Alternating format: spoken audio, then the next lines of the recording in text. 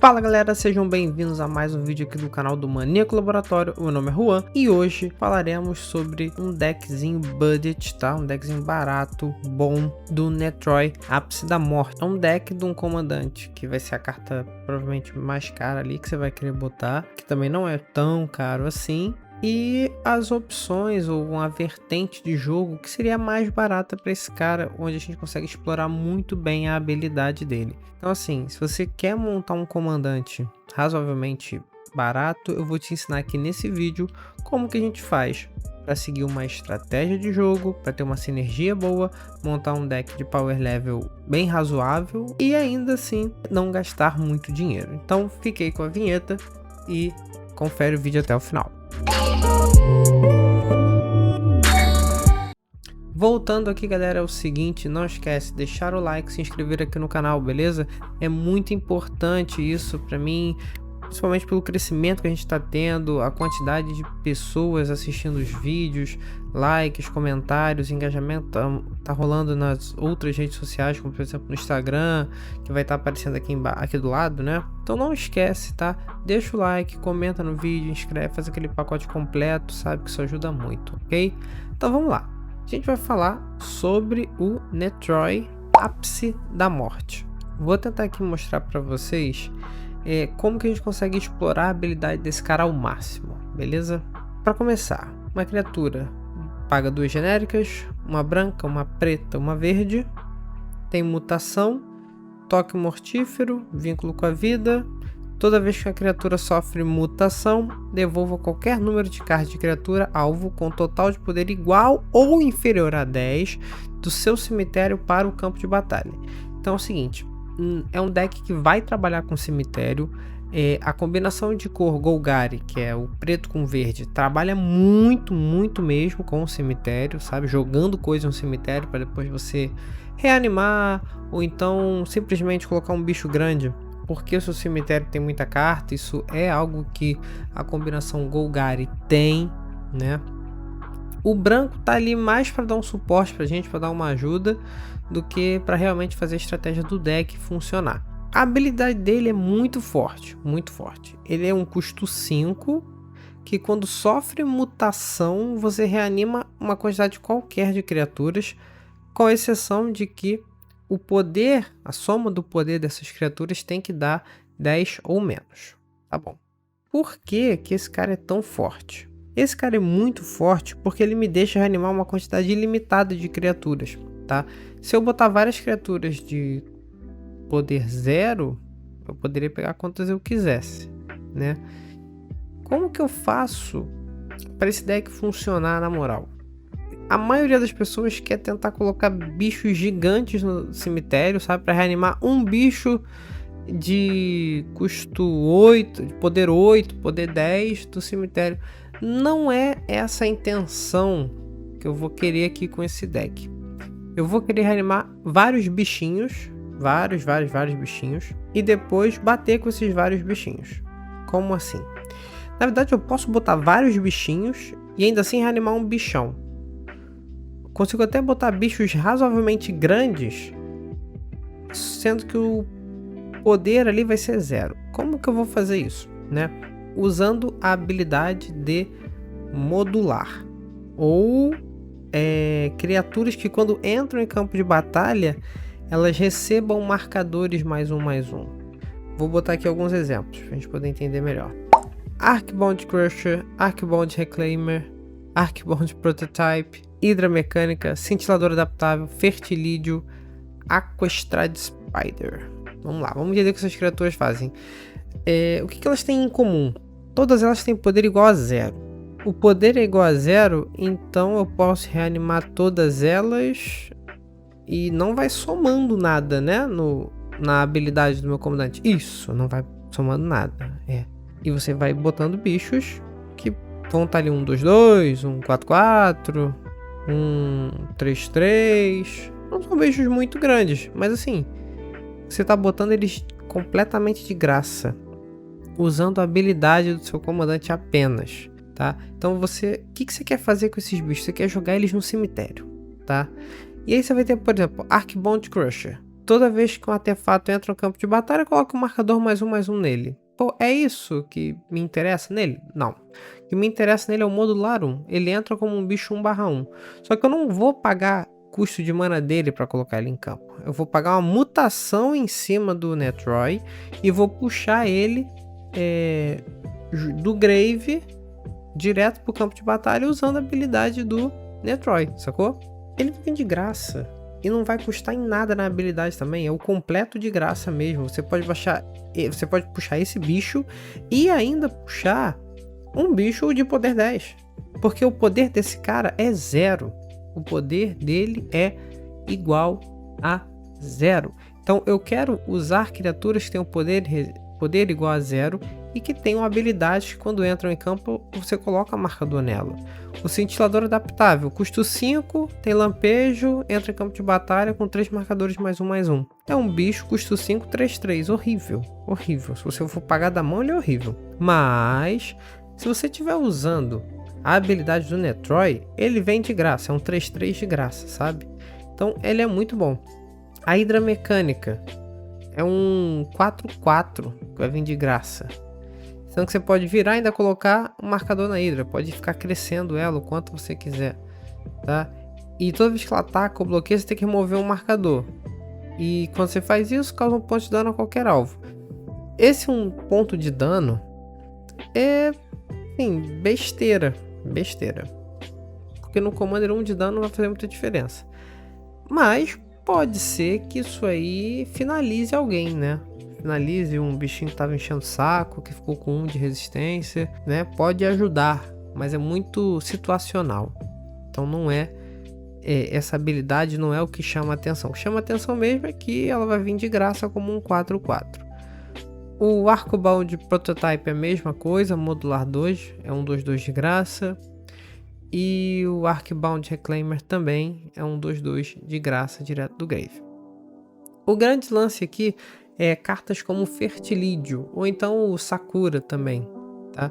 Quando ele entra em campo de batalha com uma 2/2, com 2 marcadores +1/+1. Eu posso pagar 2, remover o marcador dele e o jogador alvo procura um terreno básico e coloca em campo de batalha, ou seja, dá um ramp. Eu posso ficar tirando o Fertilídio toda hora que eu mutar ele do meu Grave, colocar em campo, pagar aquilo ali e rampar. Aí ele vai pro Grave, eu muto a minha criatura, ele volta pro campo, eu vou lá e rampo de novo, entendeu? Então assim, o Fertilídio é um cara que tem uma sinergia fortíssima com esse deck, porque eu consigo trazer ele de graça, né? Sem ter que fazer parte daquele custo de 10, ali de poder 10 ou menos do Netroy. Então esse tipo de carta que tem um poder igual a 0, que você modula, que você bota marcador quando entra, é a parada no Netroy. Pra você ter uma ideia, dessas cartas aqui, a mais cara de todas é o Arcbound Reclaimer, que não é nem R$1, não chega a R$1, ele tá 70 centavos. O segundo mais caro é o Arcbound Crusher, que é, sei lá, 25 centavos. Vamos tá aí 30 centavos para a conta ficar fácil. 70 centavos com 30 centavos dá R$1. O resto das cartas não dá R$1, são todas 5, 15 centavos. E são cartas que vão ter essa energia gigantesca com o deck, gigantesca. Outra coisa que você vai fazer com o Netroy é colocar as cartas com mutação, né, que vieram em Icória, que são todas muito baratinhas também, custam centavos. Então no final das contas, esse teu deck, ele não vai sair caro, o que você vai botar no deck do Netroy? Aqui ó, a gente vai seguir à risca o que a habilidade dele manda a gente fazer, jogar coisas no Grave para eu poder reanimar. Então o que tem no seu deck? Tem coisas que quando entram em campo de batalha vai tombar 3 cartas de topo, vai tombar 5 cartas de topo, você vai querer ficar descartando coisa da sua mão. É isso que vai ter no teu deck. E todas essas cartas que tem esse drawback do tipo descarta uma carta, sacrifique uma criatura, você vai querer usar, você vai querer ter nesse deck, porque você vai reanimar essas criaturas depois. Então aquela remoção do tipo paga uma preta, sacrifica uma criatura, destrói a criatura alvo ou exila a criatura alvo, tudo isso é muito útil no deck do Netroy. remoções de sacrifique uma para fazer o efeito. Tudo isso vai fazer muita sinergia, muito sentido num deck desse cara.